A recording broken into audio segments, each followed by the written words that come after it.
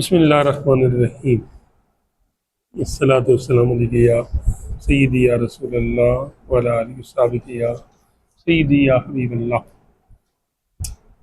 ایک رکوع سورہ بقرہ شریف کا ہو چکا تھا ترجمہ قرآن کے سبق میں۔ آج شروع کرنا ہے سورہ البقرہ شریف کا دوسرا رکوع،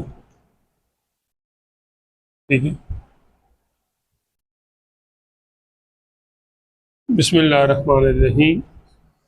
وَمِنَ النَّاسِ مَن يَقُولُ آمَنَّا بِاللَّهِ۔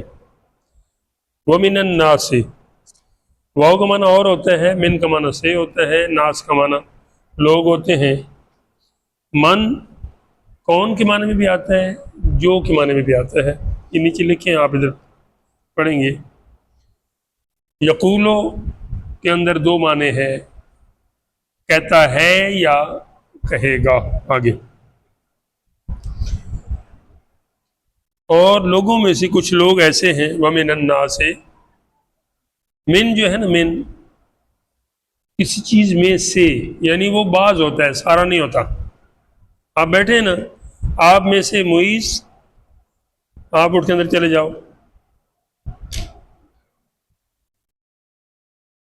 تو یہ میں نے صرف معیز کو بھیجا ہے، باقی ساروں کو نہیں بھیجا، ٹھیک ہے جی۔ اس میں سے اللہ تعالیٰ جل وعلا فرماتا ہے کہ لوگوں میں سے بعض، سارے یہ کام نہیں کرتے جو بات آگے آ رہی ہے، بعض۔ من یقولو، وہ کیا کہتے ہیں، کہتے ہیں کچھ، کہتے کیا ہیں، آمنا باللہ، ہم اللہ پر ایمان لائے۔ توجہ رکھو آگے، اللہ پر ایمان لائے۔ اللہ پر ایمان لانا کیا ہوتا ہے؟ اللہ تعالیٰ کو ماننا کہ وہ ہے، ایک ماننا تو بعد کی بات ہے، پہلے اس کے وجود کو تسلیم کرنا۔ کیوں کہ دہریہ، کمیونسٹ، زندیق، ملحد، یہ جو ہیں یہ وجود باری کوئی نہیں مانتے، اور ہمارا نظریہ کیا ہے کہ اللہ تعالیٰ کی ذات واجب الوجود ہے، یعنی کوئی نہیں تھا تب بھی اس ذات کا ہونا ضروری تھا، کوئی ہے تب بھی، اور کوئی نہیں ہوگا تب بھی وہ ہر حال میں ہے اور رہے گا، ٹھیک ہے۔ تو کچھ لوگ ایسے ہیں جو یہ کہتے ہیں کہ ہم اللہ پر ایمان لائے۔ اللہ پر ایمان لانا، سب سے پہلے اللہ کے وجود کو تسلیم کرنا، پھر اللہ تعالیٰ کی وحدانیت کو یعنی توحید کو ماننا کہ وہ ایک ہے، ٹھیک۔ تو کچھ لوگوں میں سے کچھ لوگ ایسے ہیں جو کہتے ہیں کہ ہم اللہ تعالیٰ پر ایمان لائے، وبالیوم الآخر، اور قیامت کے دن پر بھی ایمان لائے۔ وہ دروازہ بند کر۔ وما ہم بمؤمنین، لیکن چونکہ ان کا عمل ان کے اس قول کی تصدیق نہیں کر رہا، تائید نہیں کر رہا، لہذا اللہ تعالیٰ جل وعلا ان کے بارے میں فرماتا ہے وما ہم بمؤمنین، وہ ماننے والے نہیں ہیں، کہتے ہیں ہم ماننے والے، لیکن ان کا عمل بتا رہا ہے کہ وہ اللہ تعالیٰ کو جیسا ماننا چاہیے تھا ویسا، اور قیامت کے دن پر بھی جیسا یقین کرنا چاہیے تھا ویسا۔ آج ہمیں بھی اس آیت کے تناظر میں دیکھنا ہے کہ ہم بھی اللہ تعالیٰ کو مانتے بھی ہیں، اور ایک بھی مانتے ہیں، اور باقی اس کے رسولوں کو بھی مانتے ہیں، اور سارا کچھ، تو کیا ہم آگے ہمارا عمل بھی اس بات کی گواہی دے رہا ہے؟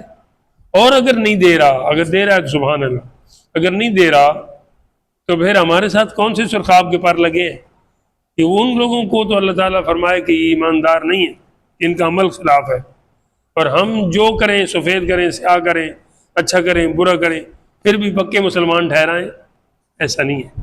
ہمیں بھی اپنے اعمال پر اور اپنے اطوار پر غور کرنا ہے۔ یہ قرآن پاک کی آیت اگرچہ ان کی کہانی بیان کر رہی ہے، لیکن آج تک جو اس کے اندر موجود ہے تو اس میں ہمارے لیے سبق ہے۔ اگرچہ یہ صرف ان کی کہانی کے طور پہ ہوتی تو پھر اس کی اتنی ضرورت نہیں تھی۔ دراصل اس کو دیکھ کر، اور سارے قرآن پاک کا یہی حال ہے، ہم نے اپنی درستگی کرنی ہے، ٹھیک ہو گیا جی۔ آگے پہلے آپ نے شروع میں اللہ تعالیٰ جل وعلا کا جو صفات یا اس کی خوبیوں کا بیان پڑا تھا سورۃ فاتحہ میں، اور پھر چلتے چلتے سورہ بقرہ شروع ہوئی، اس میں بھی شروع میں اہل ایمان کی بات آئی، اور پھر کافروں کی بات آئی جو کھلے کافر ہیں، ان کو مجاہر کہتے ہیں، بالکل واضح صاف کہہ رہے ہیں کہ ہم انکار کرتے ہیں۔ اب اس گروہ کی بات شروع ہوئی ہے جو اوپر سے مانتا ہے اور اندر سے، اس کو کہتے ہیں منافق۔ کیا کہتے ہیں؟ منافق۔ پہلی آیت ان کے حوالے سے آئی ہے۔ اب دوسری، اچھا اب وہ یہ جو عمل کرتے ہیں وہ کیا سوچ کے کرتے ہیں؟ اللہ تعالیٰ فرماتا ہے یخادعون اللہ، خدع دھوکے کو کہتے ہیں، دھوکا۔ وہ کوئی کہتا ہے پاکستانی دھوکا کھاتے ہیں، کچھ اور بھی باتیں کی ہیں، انسان ہے، لیکن نزول علیہ الصلوۃ والسلام نے فرمایا کہ مومن جو ہے نا وہ ایک سوراخ سے 2 بار نہیں ڈسا جاتا، دھوکا نہیں کھاتا۔ جو بار بار دھوکے کھا رہا ہے پھر اس کو سوچنا ہے کہ وہ کیسے مومن ہے۔ یخادعون اللہ، اللہ جل وعلا کو دھوکا دیا چاہتے ہیں، وہ سمجھتے ہیں کہ ہم اللہ تعالیٰ کو معاذ اللہ دھوکا دے لیں گے، حالانکہ اللہ تعالیٰ تو علیم بذات الصدور ہے، وہ تمہارے دلوں کے بھید جو شاید تمہیں خود بھی نہ معلوم ہو اس کو معلوم ہے، اس کو دھوکا دینا کیسے ممکن ہے؟ لیکن یہ اپنی سوچ میں یہ سمجھتے ہیں۔ والذین آمنوا، اور اللہ تعالیٰ کو دھوکا دینا کیا ہے؟ اللہ تعالیٰ کے بندوں کو دھوکا دینا۔ والذین آمنوا، وہ جو ایمان والے ہیں۔ منافق لوگ یہ سمجھتے ہیں کہ ہم اللہ تعالیٰ کو بھی دھوکا دے لیں گے اور اہل ایمان کو بھی، جبکہ حقیقت کیا ہے؟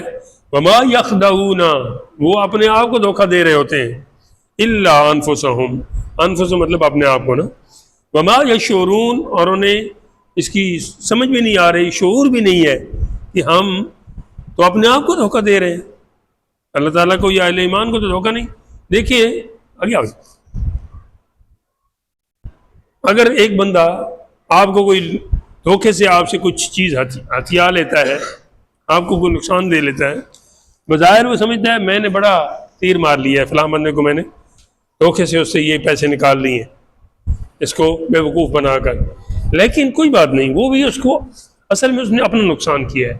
اس دنیا کا کتنا بھی مال متاع ہو پھر بھی یہ ختم ہونے والا ہے، لیکن اس نے جو دھوکہ دے کے اس سے مال لے لیا، یہ مال جب کل قیامت کے دن اللہ تعالیٰ اس کے حساب کر کے اس سے واپس دلوائے گا تو وہ اس وقت اس کے پاس ہوگا نہیں، پھر اس کی کوئی اگر نیکی وغیرہ ہوئی تو وہ لے جائیں گی، اور وہ اس وقت اور نیکی کر بھی نہیں سکتا۔ تو یہ بڑا نقصان ہے یا یہ بڑا نقصان ہے کہ ادھر کسی کو آپ نے دھوکہ دے لیا؟ ٹھیک ہے، تو اس طرح اللہ تعالیٰ فرماتا ہے کہ اپنے آپ کو دھوکہ دیتے ہیں، ان کو سمجھ نہیں ہے۔ ابھی کس کی بات ہو رہی ہے؟ منافقین کی، ہے تو کافر ہی لیکن بظاہر مسلمان۔ اچھا اب اللہ تعالیٰ جل وعلا اس کی وجہ بتا رہا ہے کہ یہ ایسا کیوں سوچتے ہیں اور ایسا کیوں کرتے ہیں۔ فرمایا فی قلوبہم مرض، قلوب قلب کی جمع ہے، قلب کا معنی ہے دل، میں نے آپ کو پہلے دن بتایا تھا کہ قلب کا معنی ہے بدلنا، ٹھیک ہے، جگہ بدلنا، چیز بدلنا، اس طرح کوئی کسی چیز کو ہٹا کر دوسری چیز لے آنا۔ جیسے قرآن پاک پڑھتے ہی آپ بعض جگہ نون کی آواز کو میم سے بدل دیتے ہیں، ٹھیک ہے، جیسے ہم پڑھ رہے تھے من قبلو، اور جب قبلو کی جگہ بعدو آیا تو ہم نے کیا پڑھا؟ من بعدو یا من بعدے۔ من نون ہونے کے باوجود اس کے اوپر چھوٹا سا میم ڈال کے پھر وہ ہم بتلا دیتے ہیں، اس کو بھی قلب کہتے ہیں۔ تو قلب بدلتا رہتا ہے، دل بدلتا رہتا ہے۔ یہ جو ہمارا دل ہے اس کے بارے میں حدیث پاک میں آتا ہے، میرے آقا علیہ السلام نے فرمایا کہ یہ ایک پرندے کے پر کی طرح ہے، ادھر سے ہوا آئی اس کو اڑا کے ادھر لے جاتی ہے، ادھر والی آئی تو ادھر اڑا کے۔ یہ کبھی کہتا ہے ہم یہ کام کرتے ہیں، کبھی کہتا ہے یہ کام نہیں کرتے، ٹھیک ہے۔ تو چونکہ یہ دل بدلتا رہتا ہے تو اس لیے اسے قلب کہتے ہیں۔ یہاں بھی اسی کی جمع آئی ہے، فی قلوبہم، ان کے دلوں میں، شراز ان کے دلوں میں، مرض بیماری ہے۔ ایک ہوتی ہے جسم کی بیماری، ایک ہوتی ہے دل کی بیماری۔ دل کی جو بیماری آج کل ڈاکٹر علاج کر رہے ہیں وہ دل کی بیماری تو جسم کی بیماری ہے، لیکن جو نفسیات کے ماہر ہوتے ہیں وہ اندر کی بیماری ہے، سوچ کی بیماری۔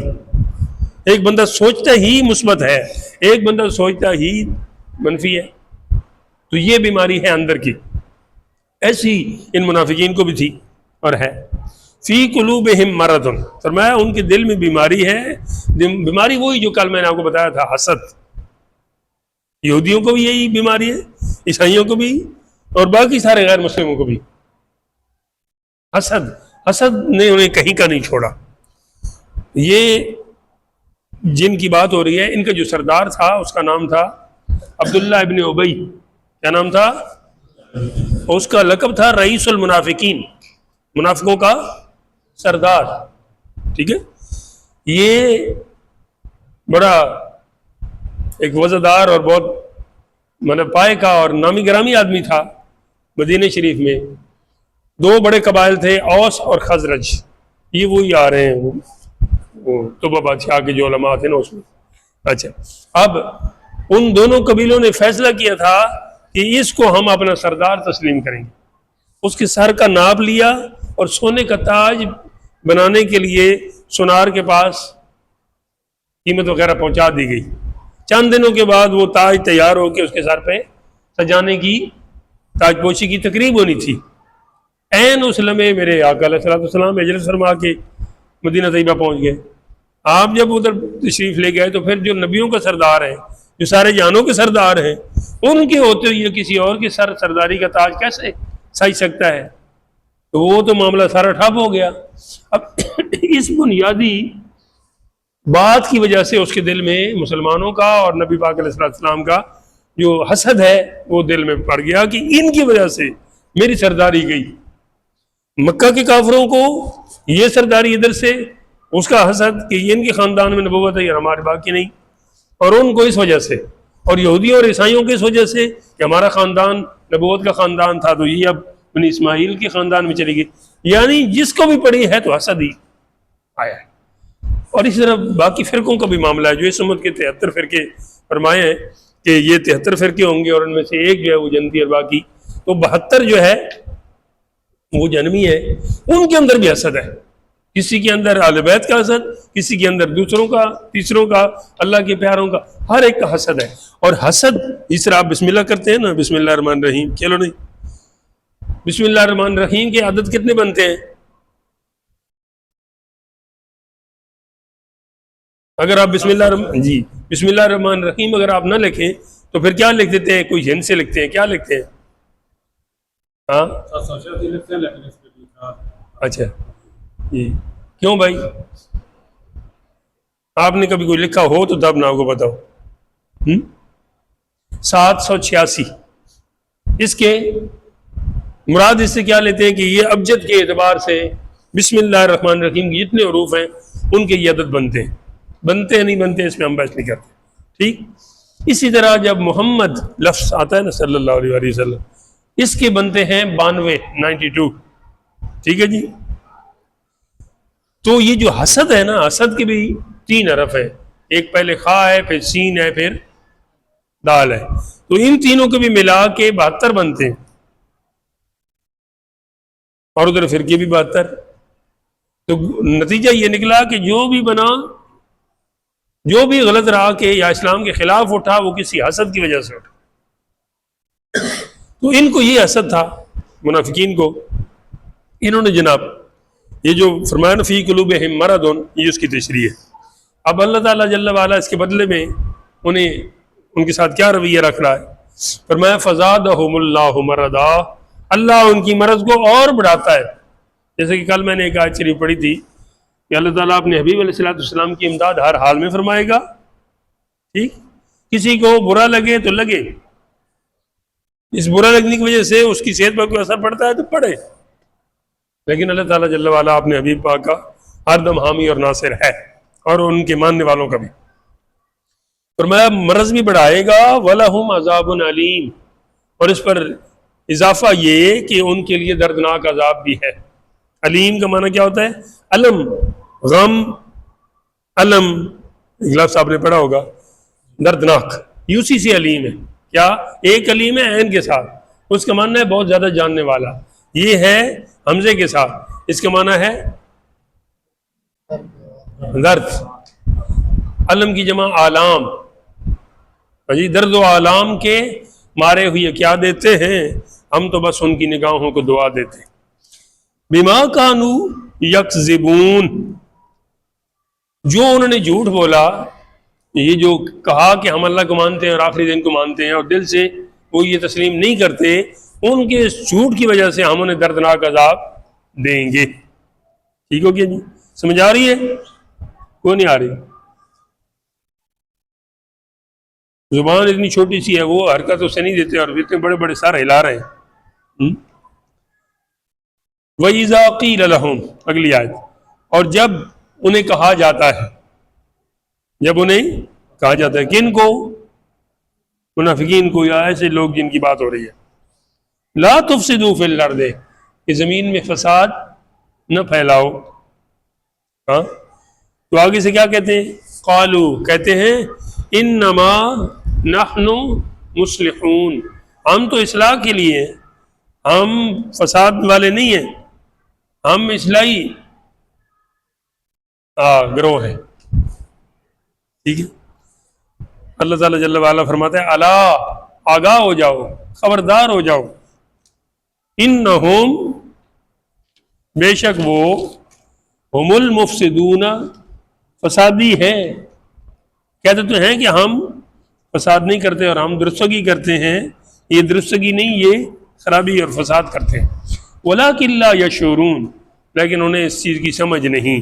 بظاہر تو اپنے آپ کو بڑا عقل مند تصور کر رہے ہیں کہ ہم اپنا کام کر رہے ہیں، لیکن آخر کار ان کا یہ عمل انہی کے گلے پڑے گا۔ پھر فرمایا وَإِذَا قِيلَ لَهُمْ آمِنُوا، اور جب انہیں کہا جائے کہ ایمان لاؤ، ٹھیک ہے، صحیح جس طرح لانے کا حق ہے، کیسے؟ کما آمن الناس، جیسا کہ لوگ لائے ہیں۔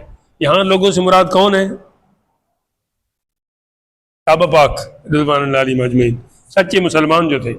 ٹھیک ہے، تو آگے سے جواب کیا دیتے ہیں؟ قالو، کہتے ہیں انؤمن،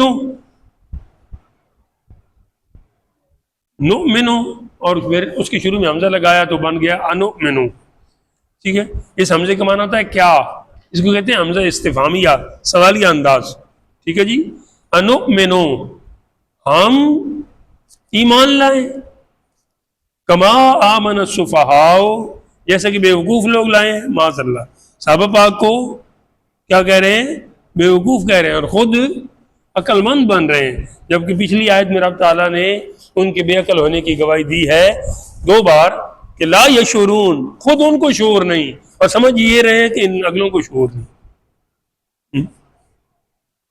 اللہ تعالیٰ اس آیت میں بھی جواب دے رہا ہے، فرمایا الا، آگاہ ہو جاؤ، انہم ہم السفہاء، بے وقوف تم ہو، ولکن لا یعلمون، لیکن تم جانتے نہیں ہو کہ تم بے وقوفی کر رہے ہو۔ پھر آگے فرمایا وَإِذَا لَقُوا الَّذِينَ آمَنُوا، جب وہ مسلمانوں سے، اہل ایمان سے ملاقات کرتے ہیں، ان کی مجلس میں آتے ہیں، قالوا آمنا، تو انہیں کیا کہتے ہیں؟ ہم ایمان لائے۔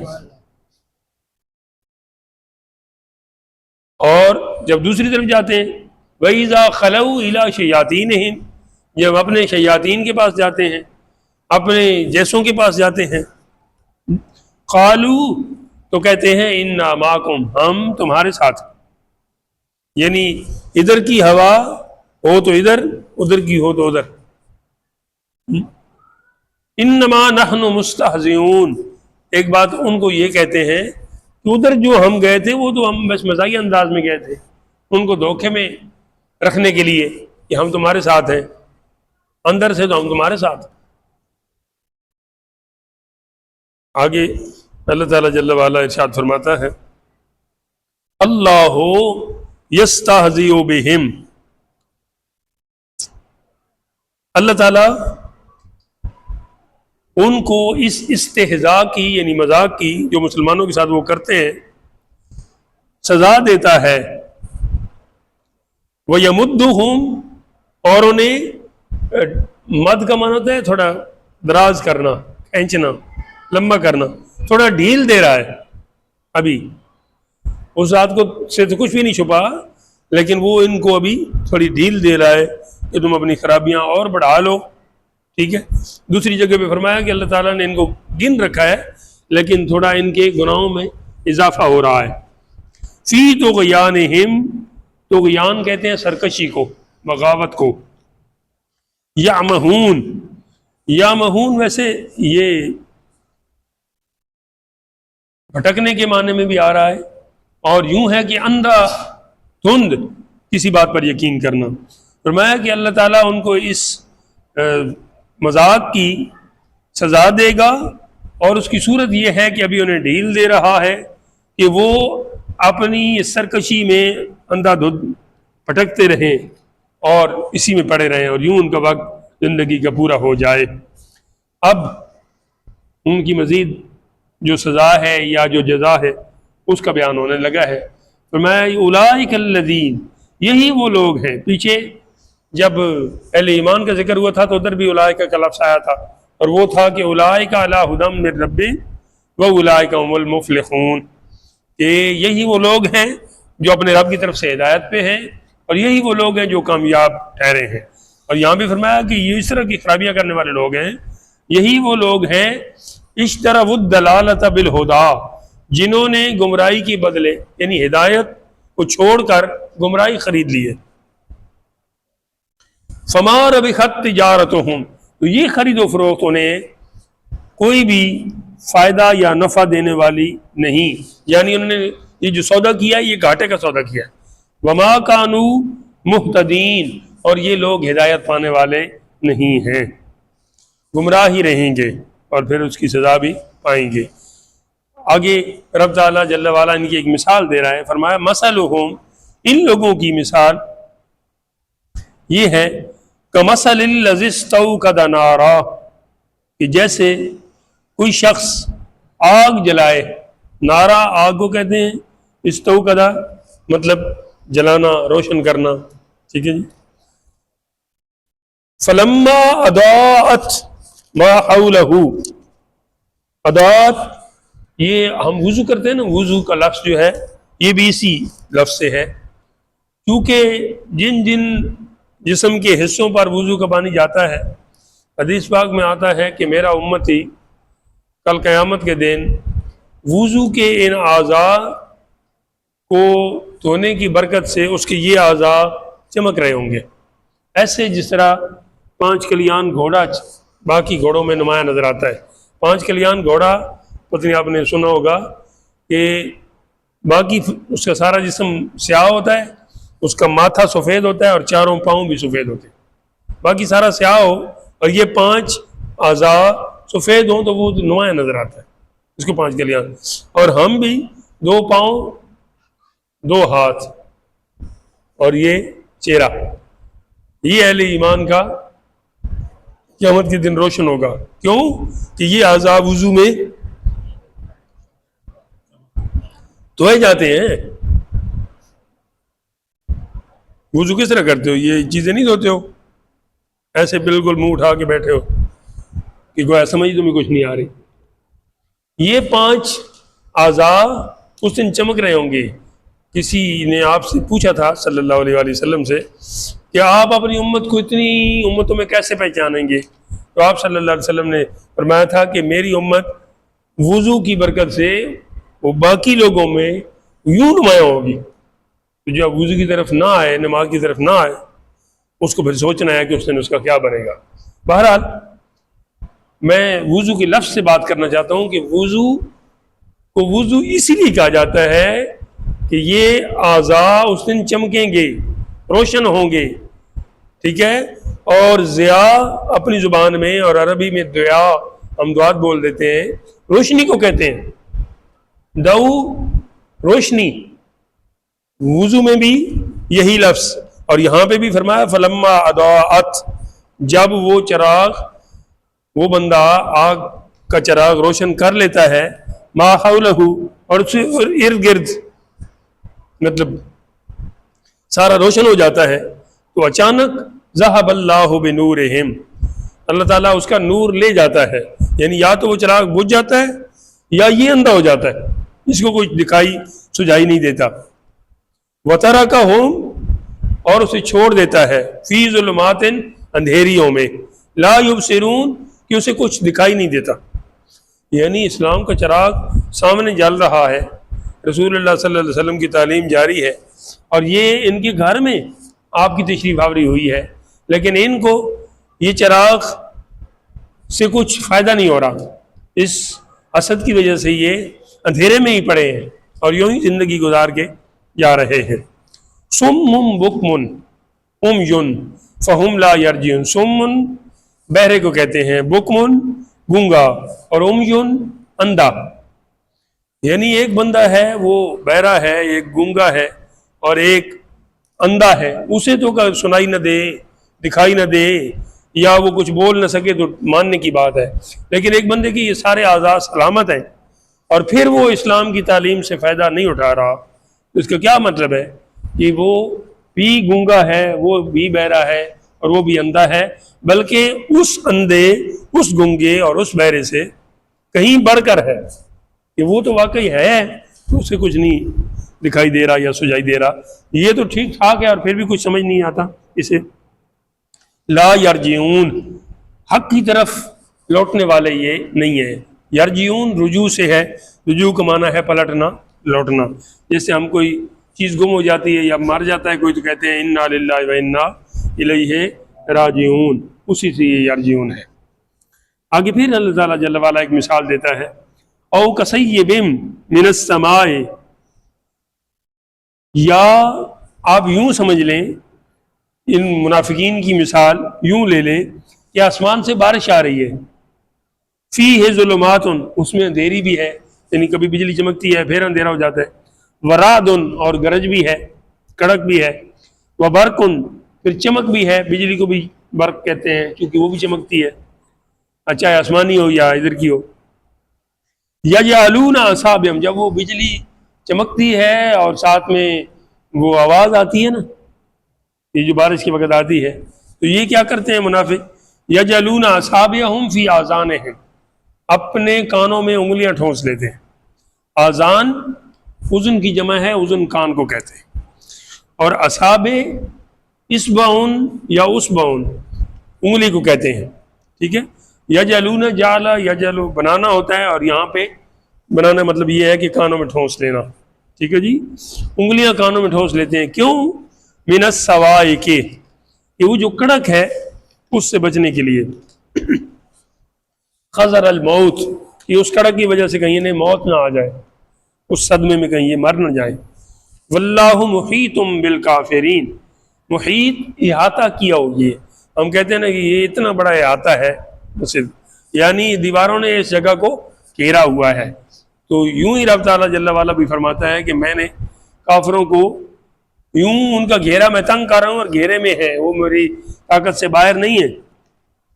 یکادو، کادا یکادو مطلب یہ ہے کہ قریب ہے، جسے آپ کہتے ہیں نا بہت جلد ایسے ہونے والا یہ کہ یکاد البرق، قریب ہے کہ بجلی یخطف ابصارہم، ان کی نظروں کو، ان کی بصارت کو وہ چھین لے ان سے، یعنی وہ اندھے ہو جائیں۔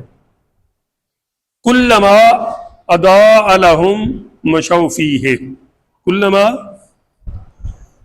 جب کبھی، اضاء لہم وہ روشنی ہو، مشوا فیہ تھوڑی سی روشنی ہوتی ہے جب چمک، تو ایسے جا رہے ہیں روشنی پڑتی ہے تو آگے تک نظر آ جاتا ہے، جہاں تک وہ چمکتی رہتی ہے وہاں تک تو چلتے ہیں۔ مشا یمشی مطلب ہے مویشیوں کو مویشی اس لیے کہتے ہیں کہ وہ چلتے ہیں زمین پر، تو یہ منافقین کا بھی یہ جو غلط راہ پہ چلنے کی مثال ہے وہ یہی ہے کہ جیسے بارش میں بجلی چمکے، کڑکے بجلی تو یہ کانوں میں انگلیاں دے لیں، یا بجلی چمکے تو تھوڑا سا چل پڑیں۔ وَإِذَا أَظْلَمَ عَلَيْهِمْ، اور جب اندھیرا ہو جائے، ٹھیک ہے، کام ہو تو پھر ادھر رک جائیں، کیا آگے پتہ نہیں چل رہا کہ اب ادھر جانا ہے یا ادھر جانا ہے یا کدھر جانا ہے۔ وَلَوْ شَاءَ اللَّهُ، فرمایا کہ اگر اللہ چاہتا، لَذَهَبَ بِسَمْعِهِمْ، تو ان کی سماعتیں ان سے چھین لیتا، وَأَبْصَارِهِمْ، اور ان کی بصارت بھی، ان کی نگاہ بھی، لیکن اللہ تعالیٰ نے انہیں ڈھیل دی ہوئی ہے، ابھی تھوڑی مہلت دے رہا ہے، اگر ان کو ہدایت نصیب ہو جائے تو یہ ان کے حق میں بہتر ہے، اور اگر نہیں، ان اللہ علی کل شیء قدیر، اللہ تعالیٰ سب کچھ کر سکتا ہے، لیکن انہیں ڈھیل دیتا ہے۔ اسی بات کو ایک اور جگہ پہ سورہ فاتر ہے، اس کی آخری آیت میں، یہ سورہ یاسین سے پہلے سورت ختم ہوتی ہے، اس کی آخری آیت میں فرماتا ہے، اور ایک جگہ اور بھی فرماتا ہے کہ وَلَوْ يُؤَاخِذُ اللَّهُ النَّاسَ بِظُلْمِهِمْ، اگر اللہ تعالیٰ لوگوں کو ان کی خرابیوں کی وجہ سے پکڑے تو مَا تَرَكَ عَلَىٰ ظَهْرِهَا مِن دَابَةٍ، کوئی ایک بھی چوپایا زمین پر باقی نہ چھوڑے، لیکن کیوں نہیں پکڑتا؟ وَلَٰكِن يُؤَخِّرُهُمْ، لیکن وہ مہلت دیتا ہے، مؤخر فرماتا ہے، ڈھیل دیتا ہے، اِلَىٰ أَجَلٍ مُّسَمًّى، ایک خاص وقت تک۔ ٹھیک ہے جی، اللہ تعالیٰ اپنے بندوں کے سارے کام دیکھ رہا ہے۔ تو یہاں ان منافقین اور کفار کا بھی یہی معاملہ ہے کہ اللہ تعالیٰ ان کے ساتھ سب کچھ کر سکتا ہے، لیکن انہیں ڈھیل دے رہا ہے، شاید یہ باز آ جائیں، اگر نہ آئے تو پھر انجام تو وہی ہے کہ اللہ تعالیٰ سب کچھ کر سکتا ہے۔ یہ آپ کا رکوع مکمل ہوا اور ہم یہیں پہ روکتے ہیں، انشاءاللہ اگلا رکوع اگلے ہفتے انشاءاللہ چلے گا۔